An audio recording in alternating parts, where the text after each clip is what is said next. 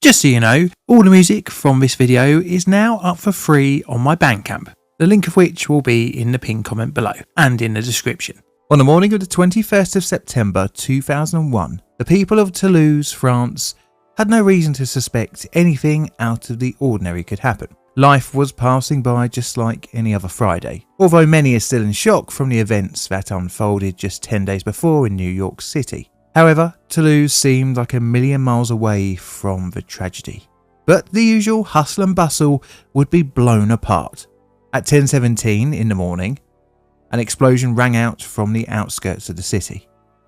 The initial fear in the public eye would be that maybe France was a target for some kind of terrorist attack. But no. What of the cause then? Well, that's what we'll be looking at in today's video. My name is John and welcome to Plainly Difficult. Today we're looking at the AZF fertilizer explosion in Toulouse, France. This video wouldn't have been possible if it wasn't for my YouTube, Patreon and Ko-fi members.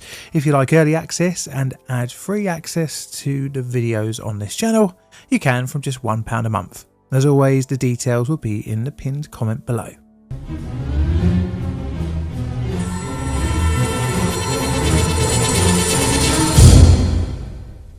AZF. This is the Azote fertilizant fertilizer plant in southern Toulouse, France. The city has a population of, in 2001, just over 1 million people. The plant is roughly 3 kilometers away from the city centre, and if you know anything about fertilizer, then you would know some types can be a little bit explosive, which makes the location seem a little bit dangerous, shall we say.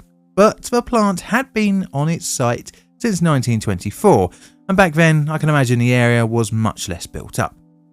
Over the years, the site would change owners, being taken over by Grande Parisi in 1991. The site would produce hundreds and hundreds of tons of products per year. The site by the early 2000s employed over 400 staff, and as stated by a French Ministry of Sustainable Development report, has an annual turnover in order of €100 million. The report also says about the site that the plant has two main activities: the fabrication of nitrogen fertilizer and industrial nitrates, and the synthesis of chlorine-containing compounds.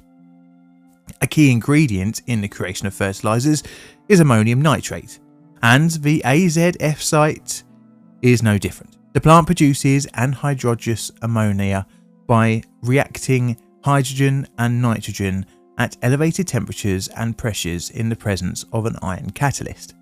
Once the ammonia is produced, the important ammonium nitrate is created via reacting the ammonia with nitric acid. The resulting ammonium nitrate is taken for production for fertilizer. Now, the site understandably would need to store loads of chemicals. This was done via 2 cryogenic ammonia banks, 1 350-ton pressurized ammonia storage tank, 2 56-ton liquid chlorine tankers, 15,000 tons of oxidants, 15,000 tons of solid ammonium nitrate in bulk form, and on top of all of that, another 2,500 tons of methanol. All the storage was spread out throughout the site. Due to the presence of so many dangerous goods, the site was regularly assessed via danger studies starting in 1982, with its final one being conducted in 2001. During the assessments, various scenarios were analysed, and this was all under the EU Seveso directives, which came about after the big balls up in Italy, which I have a video already about, which you can check out later on. Inspections are undertaken regularly as well, in which the storage is checked to be up to standard. One of the places that was checked was Shed 221, placed near the northern section of the site. It was responsible for the storage of certain types of ammonium nitrate. This was agricultural or industrial nitrate graded as below grade, due to abnormalities such as grain size or off-spec chemical composition. The shed were licensed for 500 tons of material storage. The shed stores this unwanted waste material until it is removed for recycling at other facilities around France. But whilst the contents of the shed sat awaiting removal, they would be stored alongside the bagging building, which contained more ammonium nitrate, albeit non-rejected. As a random side, apparently the buildings that made up Shed 221 were built during the 1920s, meaning that by 2001 they were nearly 80 years old. and it was not equipped with a fire detection system. Now we've had a quick dive into the site, let's have a look at the disaster. The disaster. It is the 20th of September 2001 and Shed 221 is getting 15 to 20 tonnes of ammonium nitrate products being added to its storage, of which the building has at this moment between 300 and 400 tonnes stored within. The next day, the 21st of September, saw more products being entered into the shed throughout the morning. At around 10:10 in the morning, a worker in the bagging room left the shed, seeing nothing particularly out of place. At this moment, there are 266 plant employees and a further 100 subcontractors working on site. At 10:17 in the morning, a massive explosion ripped out of Shed 221. The shockwave was felt for up to 50 miles around, even hitting parts of the city centre of Toulouse. A massive cloud rose out of the explosion, raising contaminated dust towards the northwest. The explosion caused a shutdown of other operations near the site. Now, this cloud of smoke was high in content of ammonia, and anyone who came into contact with it reported eye and throat irritation.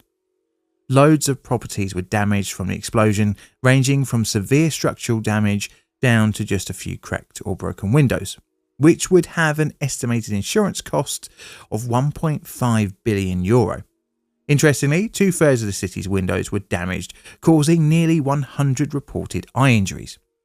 A crater 7 metres or 23 feet deep with a diameter of 40 metres or 130 feet was created.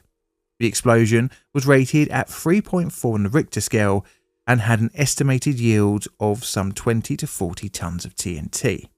Pollutants entered the Garonne River from nitric acid runoff. Fire and emergency workers were quick to attend the site, helping evacuating the wounded.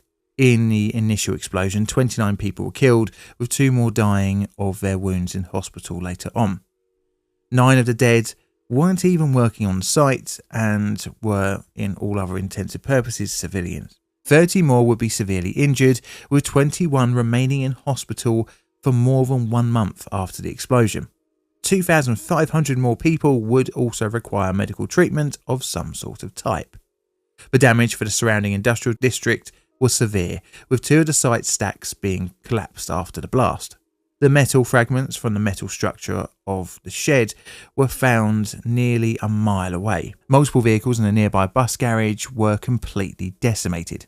Luckily, however, some of the more vulnerable storage areas were protected from further explosions, mainly due to a number of larger buildings being in between Shed 221, which took most of the brunt of the explosion.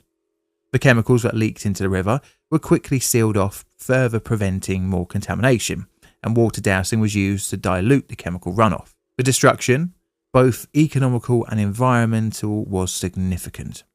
It would take several months to make the AZ site safe. This mainly consists of removing dangerous materials and clearing the ground of residual contamination, a lot of which had been buried under rubble from the blast, which had to be removed first and then disposed of. Understandably, this cost several million euro to do, in addition to the massive insurance payout. In the aftermath, the cause was obviously an interest to everyone concerned, which neatly leads us on to the investigation.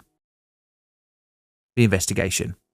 Now, as soon as the dust settled, concerns over the explosion being a terrorist attack were pretty prevalent. I mean, it's an easy assumption to make, just being under 2 weeks after 9/11.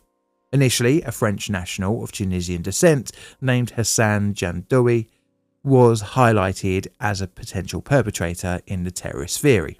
He was known to local police as having Islamic fundamentalist sympathies, with multiple reports of him confronting his co-workers for displaying US flags in solidarity with the US post 9/11, bearing in mind that this all had just been a few days post the Twin Towers falling. Jandoui had been hired by a subcontracting firm to work on site just 5 days before the blast, and on the day of the blast he was working just 30 yards away from Shed 221. Autopsy of his body found post-blast him to be wearing multiple layers of clothes, and as stated in the Guardian newspaper, as of the apparel worn by some Islamic militants going into battle or on suicide missions. This was from the pathologist that was conducting the autopsy.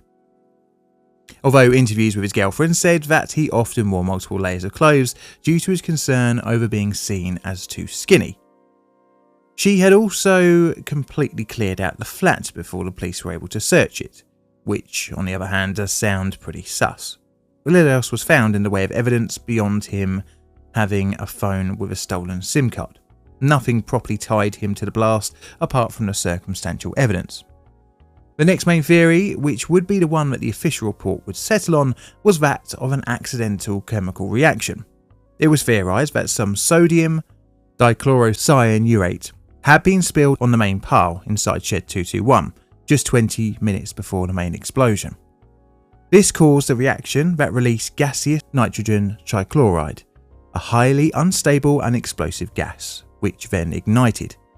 And as we know, although stable, ammonium nitrate once heated up gets pretty explosive-y, and thus disaster is assured. Post-accident, the site would limp on, slowly being dismantled, turning from an industrial site to the site of a solar voltaic power plant, and what looks like on Google Maps a bit of scrubland.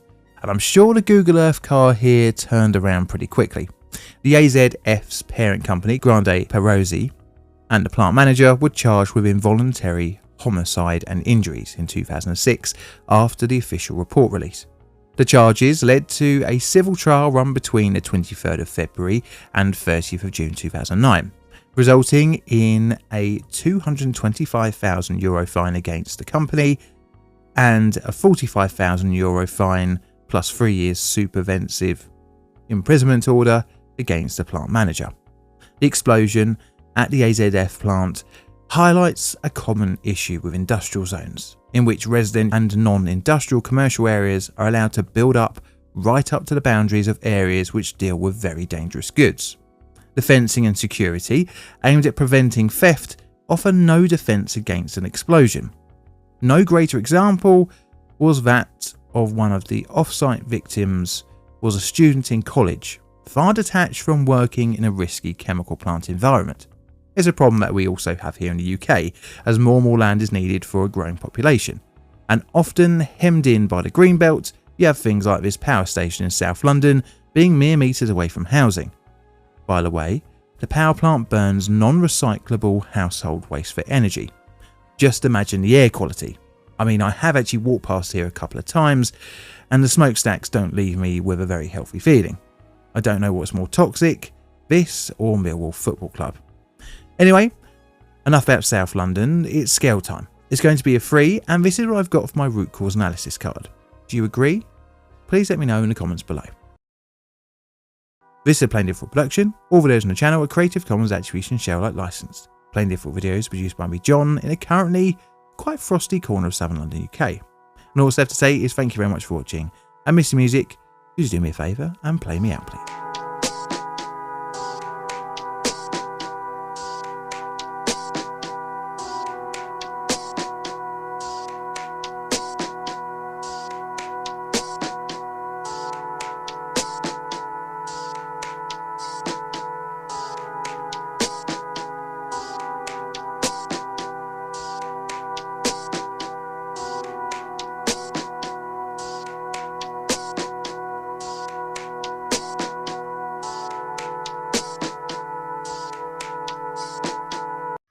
अस्सलाम वालेकुम guys, कैसे हैं आप सब? ठीक हैं।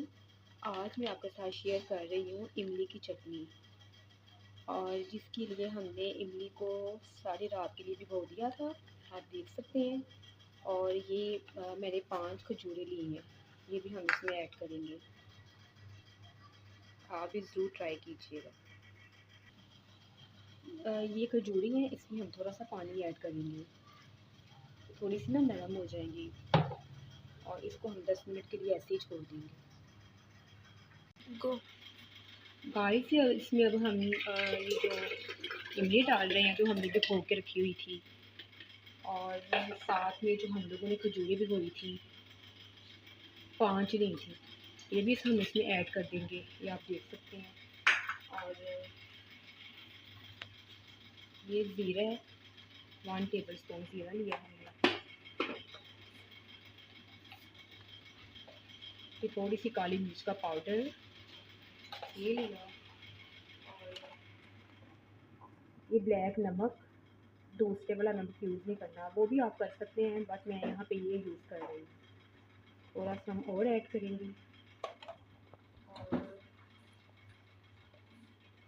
और ये हम शक्कर यूज़ कर रहे हैं इसमें।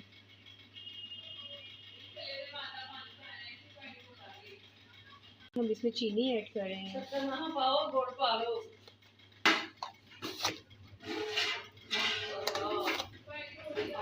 देखो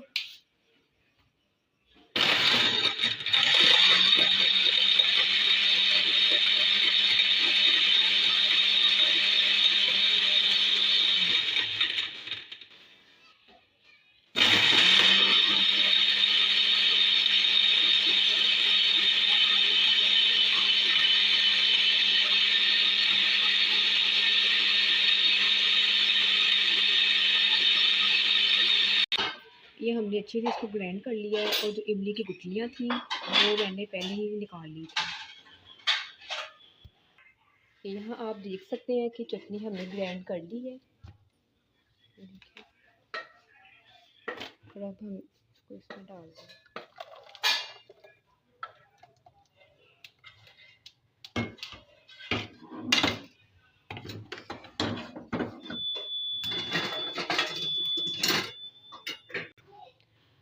गाइस ये देखिए हमने इसको थोड़ा सा थिक करना है, ये भी पकड़े ही है, ये देखिए थोड़ा थिक करना है, ये भी पकड़े ही है, ये देखिए।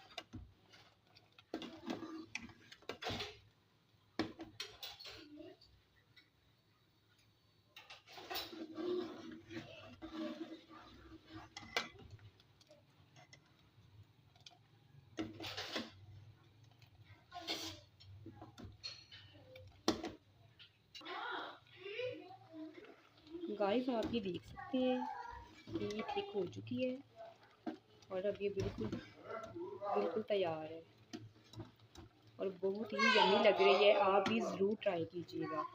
तब तक के लिए अल्लाह हाफिज़।